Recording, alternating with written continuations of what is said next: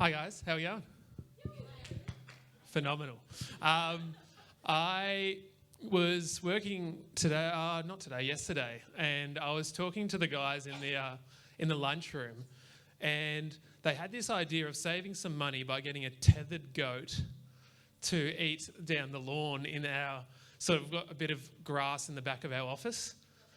And I heard Josh has got a goat, but my parents also have goats at their place. And now they've gone on an 8-week trip up north to where it's warmer.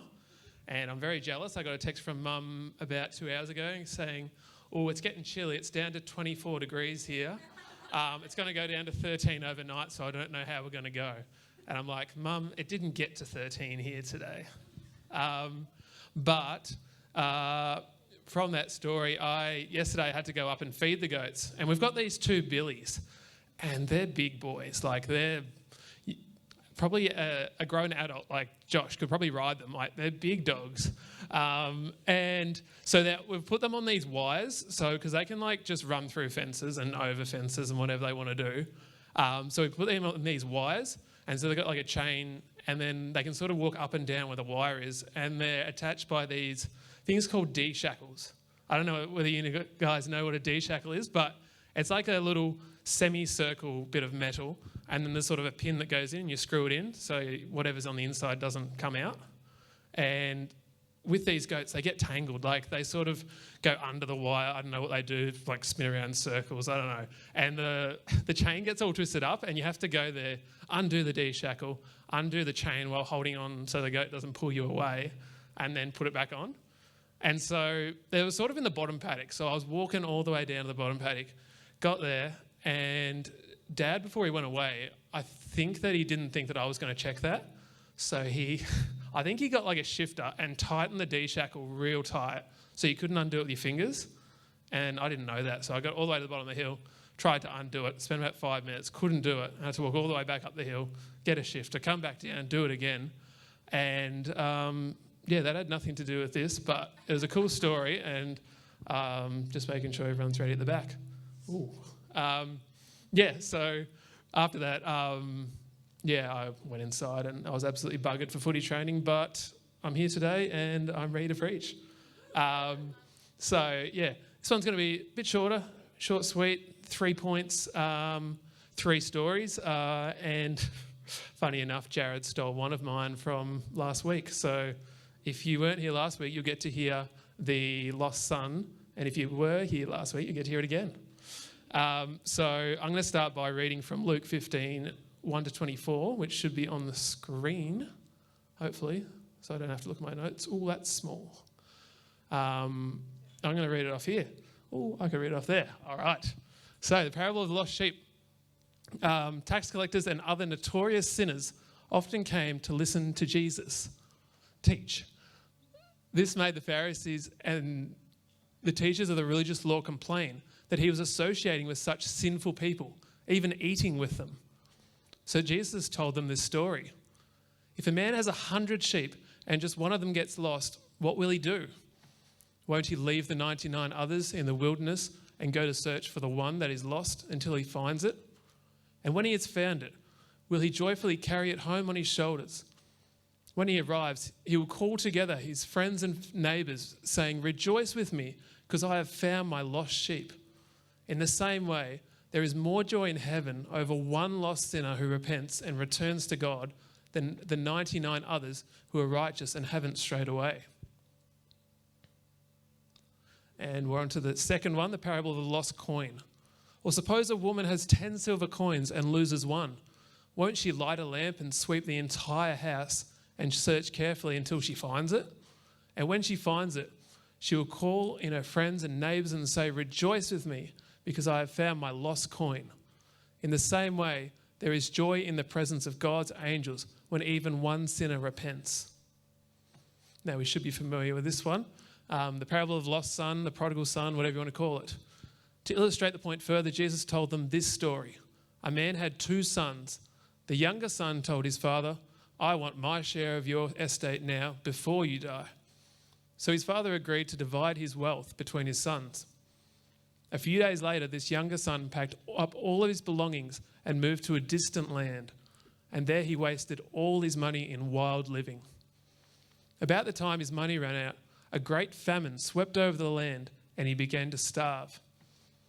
He persuaded a local farmer to hire him, and the man sent him into the fields to feed his pigs. The young man became so hungry that even the pods that he was feeding the pigs looked good to him, but no one gave him anything. When he finally came to his senses, he said to himself, "At home, even the hired servants have food enough to spare, and here I am dying of hunger. I will go home to my father and say, 'Father, I have sinned against both heaven and you, and I am no longer worthy of being called your son. Please take me on as a hired servant.' So he returned home to his father, and while he was still a long way off, his father saw him coming. Filled with love and compassion, he ran to his son, embraced him and kissed him. His son said to him, 'Father, I have sinned against you, both heaven and you, and I am no longer worthy of being called your son.' But his father said to the servants, 'Quick, grab the finest robe in the house and put it on him. Get a ring for his finger and sandals for his feet, and kill the calf we have been fattening. We must celebrate with a feast, for this son of mine was dead, and now he was returned to life. He was lost, but now he is found.' So the party began."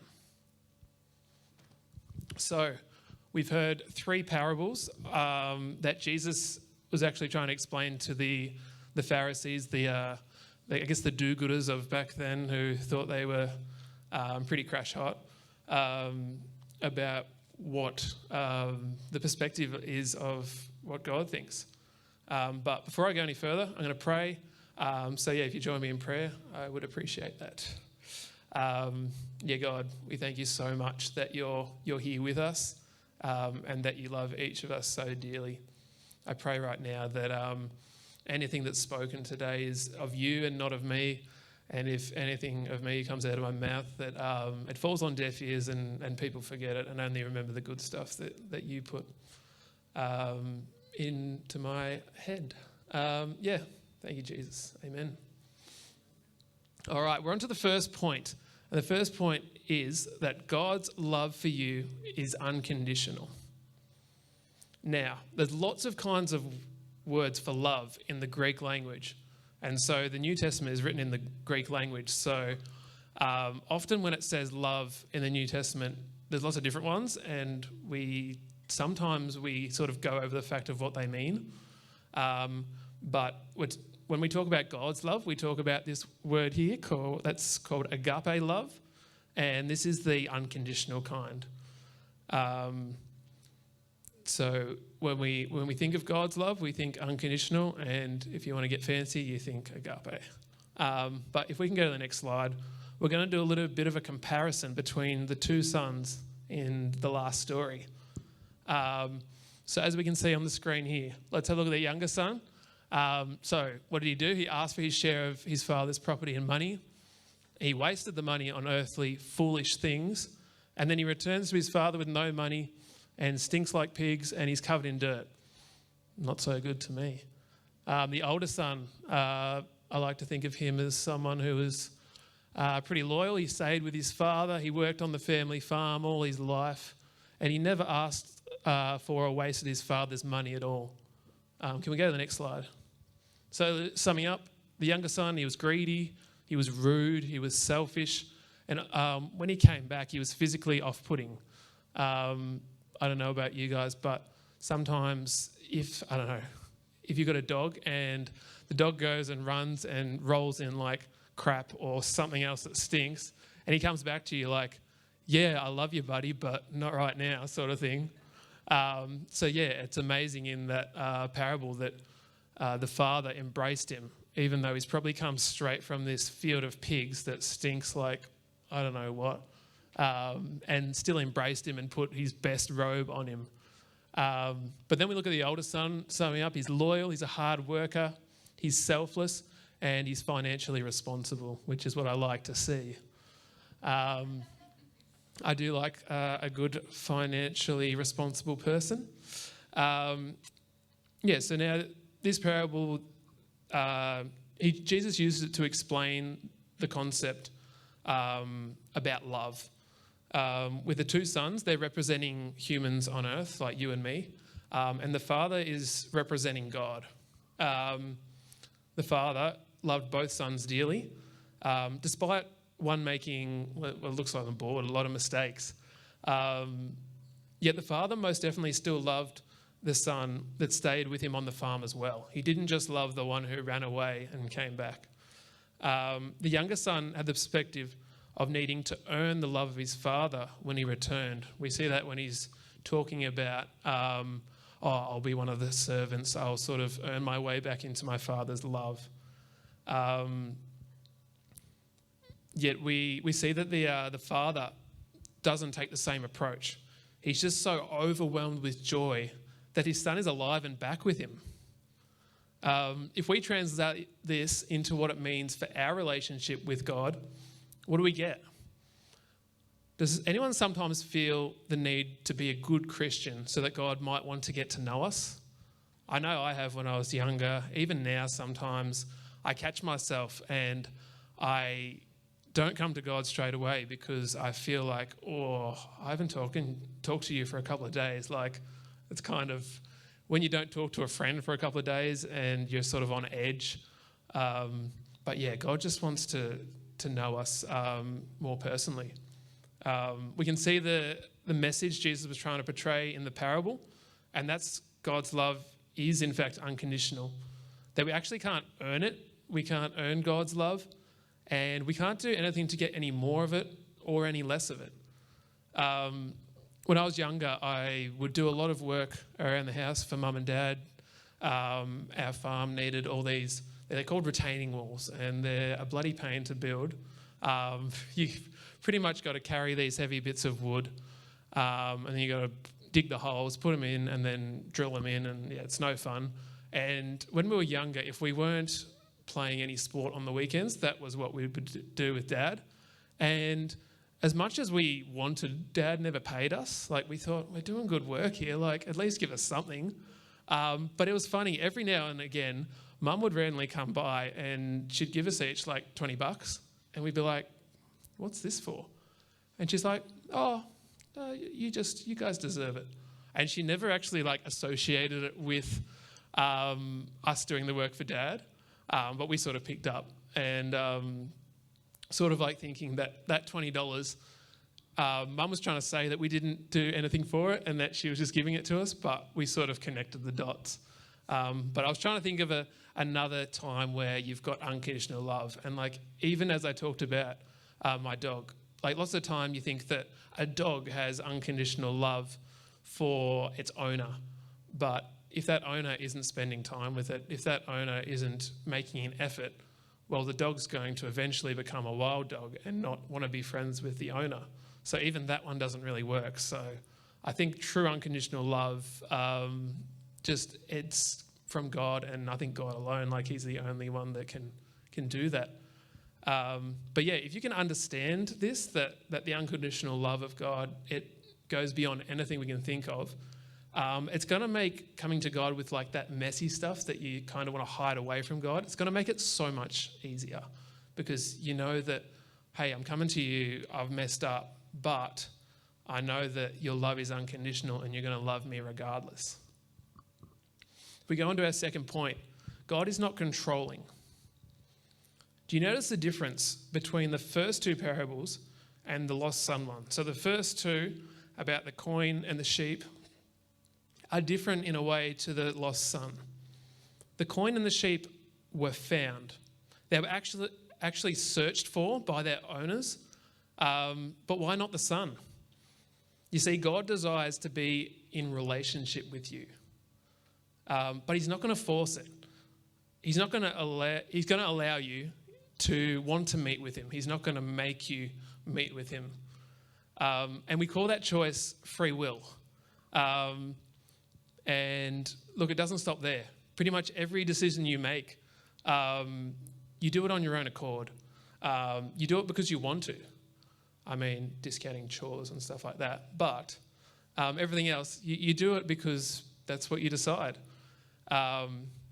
Now, I feel like free will is something that sort of gets thrown around in Christianity and church, and you sort of assume to know what it means.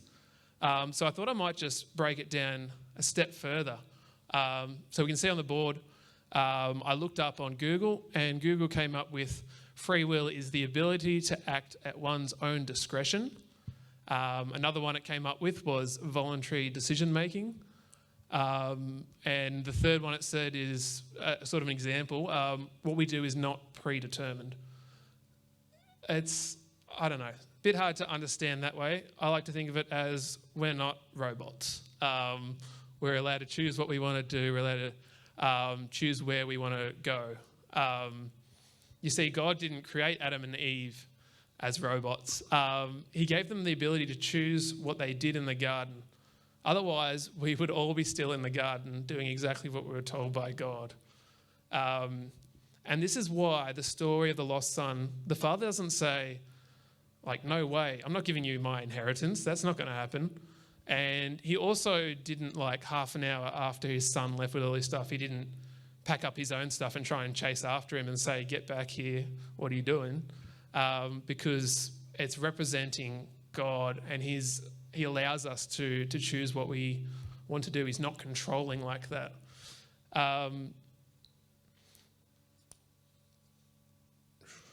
In Matthew 7:7-8, it says, keep on asking and you will receive what you ask for. Keep on seeking and you will find. Keep on knocking and the door will be open to you. For everyone who asks receives. Everyone who seeks finds, and everyone who knocks, the door will be opened. Now, this is the title of this one is often Ask, Seek, Knock. And it's another metaphor that Jesus used. He liked to explain things in more of a simpler way, and I sort of appreciate it because some of the concepts, if they were sort of explained to you in real detailed stuff, you'd be like, what the heck's going on? But you can sort of see where he's going in this. If we think of the room behind this door that Jesus is talking about, if we think of that as a relationship with God, so if you open the door, you've got a relationship with God. If we ever want to knock on the door to go in, God will open it gladly. There isn't any secret password that gets it open, like you must not break any of the 10 commandments for 10 straight days and then I'll open the door. He'll just open the door. But he's not going to open the door while we're standing in front of it thinking about it and grab us, drag us in and make us have a relationship with him. It's up to us to choose, actively decide that we want God in our lives. God's love is, firstly, it's unconditional, and yet it's something that's not controlling. And the last one is that God's love, it doesn't make sense to society, to the world. The parable of the Prodigal Son, it was Jesus' attempt at giving a relatable example to those listening about the depth of the love and the grace God has for his people. And that's you and me. It was considered so disrespectful for a son to ask for his inheritance early. As I think Ash explained it to our group last week when we were doing the little breakout circles that, you're pretty much saying, Dad, I wish you were dead because I'd rather just have your money than be with you. I think that's pretty disrespectful even now. And then the fact that he goes and he spends this money on the most self-centered and evil things, luxurious items, probably spend it on alcohol, prostitutes, all those things that are just no good. In the passage, it's described as living prodigally, hence the name of the parable. And now this word in the Greek, I like to have a look at the Greek, see what it says, because lots of other preachers do that and it seems to be good. And the word is asotos, and it means to have no hope of any safety. And now this makes me think of video games. For example, we had the video games night, we're playing Mario Kart, and there's always that little cloud with the fishing rod that brings you back onto the course if you fall off or you crash. And I feel like this guy was living as though he had one of those guys following him around that if he mucked up, they'd just put him back on the course. And I like to think, imagine if we played Mario Kart without that guy. And as soon as you fell off, you lost the race and you just had to sit there and wait till the end. Like, I feel like a lot of people would be driving a lot more carefully. But yeah, this guy was living as though he had that respawn point with all the money that he took from his family. And then everything goes downhill. The fact that this person stooped as low as feeding pigs is pretty low. Like, the people that Jesus was talking to, they would have been Jews. So the Jews back then, they're a group of people that sort of God's chosen people. But they were in the view of that pigs were unclean animals. So like they wouldn't even eat pigs because that's so unclean, let alone touch them, feed them, like live alongside them. Now, if The Lost Son was a movie coming out in the cinemas next week, the plot line up to this point, look, it'd be plausible. He and his brother are working hard at the farm, and he says, no, I've had enough of this, I'm going off. And he squanders all his wealth, and he's sort of at this stage. But the next part is where Jesus' storyline shifts from what the world, society think of what should happen. If this was a classic comeback story movie, like those inspirational sporting movies, the son would come back to the father, and the gracious father would let his son return to the farm work as a servant down the bottom. And then he'd be ploughing the fields, he'd be planting the crops, he'd be herding the sheep for years on end. And you'd see the little snippets of the father looking over proudly, but never actually saying anything to his son. And the father would get sick, and on his deathbed, he'd pull the youngest son in close and whisper to him, I'm proud of you, and I love you, son.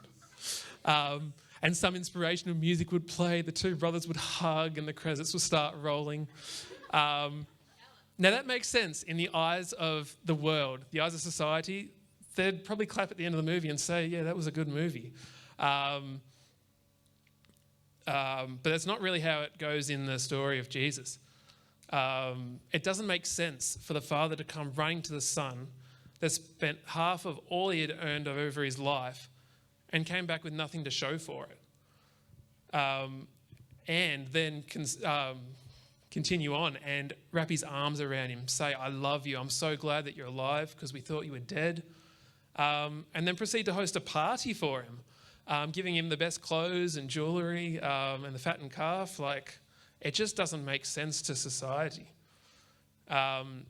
Romans 8:38-39, it says, and I'm convinced that nothing can separate us from the love of God, neither death nor life, neither angels nor demons, neither our fears for today or our worries about tomorrow. Not even the powers of hell can separate us from God's love. No power in the sky above or in the earth below. Indeed, nothing in all creation will ever be able to separate us from the love of God that is revealed in Christ Jesus our Lord. Now, this passage from Paul, it's from the letter to the Romans. And this is sort of a letter to the world. Like, the Romans were the sort of the ruling power. They were sort of the commoners among the people. And like, it's a bold claim to say that you're convinced that nothing can separate us from the love of God. I once had a teacher, and they were always like, don't use sort of those assertive words like nothing, never, or like always, because you never know what could happen. And I didn't really agree with her because I had already read this passage, and I agreed, like, nothing can separate the love of God from us. But yeah, this passage sums up that the love that Jesus was trying to paint a picture of in the story of the lost son. The son gave his father countless reasons not to love him anymore, yet none of them worked. And it says in Hebrews chapter 13 that Jesus is the same yesterday, today, and forever. So that stuff that was going on that God said way back then is so relevant now too, because our God doesn't change. God's love didn't line up with what the world thought on what his love should look like. And it still doesn't. His love was unconditional back then, and it most certainly is still unconditional. And way back with Adam and Eve, he didn't control them. He didn't make them do what he told them. And it's the same with us. He's not doing that to us. His love is honestly so crazily awesome when you take the time to unpack and think about what it is. So I was wondering, Toby, would you be able to chuck just some worship music on? I would love for everyone to take a bit of time to find their own space after I finish speaking. I want to provide you an opportunity tonight to understand the love of Jesus. Now, I always connected love when I was real young with, and sort of sort of that fuzzy feeling that you get. I don't know whether anyone felt it at like Fresh Conference or like sort of that moment where you're like, oh, the music's playing, the people at the front are singing, the lights are dimmed, and there's someone sort of speaking real inspirationally. That's what I sort of associated with what God's love feels like or is. But I've come to realize that actually God's love is experienced differently for everyone. For some, it may be that physical type of feeling that I was talking about, but often it can be something else. Me personally, God shows his love for me through the way he provides for me, that he's my provider. When I take the time to reflect on what's going on in my life, I realize how blessed I am, where he's placed me in life, whether it be the group of friends that I'm blessed with, whether it be my job, my health, or even the fact that like we're living in Australia, a country that's safe, prosperous, and we can talk freely about Jesus. For others, you may be hearing him speak promises over your life. Maybe that's how you know his love. So yeah, for the next few minutes, I'd love for you all to find somewhere by yourself. And as the music plays, ask God to show you his love. I want to encourage you guys, don't go into it thinking about like, oh, I think God's going to show me this way, so I'm going to wait for that to happen. Be open to how God's going to speak to you. For each person, it might be different. Now, it might not happen at first. And hey, look, you might not get anything at all. But I encourage you all to just give him that opportunity to show you. Set your hearts and find rest in a place and sort of open your heart up to him and let him show you. If anyone does have anything that God has shared with them that sort of has revealed this, whether it be a Bible verse, it could be a feeling, a realization, a promise, or even like a lyric from a song, I want to put the challenge to you guys to come up and share it while everyone else is sitting down. I feel like it will encourage other people. If you don't feel that comfortable by doing it, look, honestly, I'm not surprised.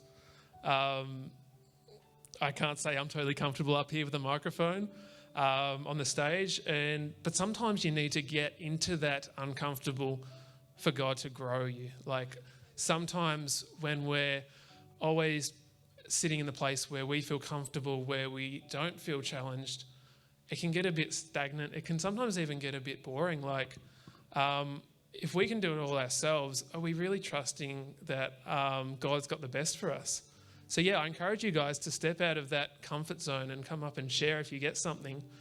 But if you're thinking, absolutely not, absolutely no way am I going to do that, please share it with someone. Please, after we're finished and hanging out, pull one of the leaders aside and have a chat to us, because we'd love to hear about what you've heard and what God's working with you in your life through.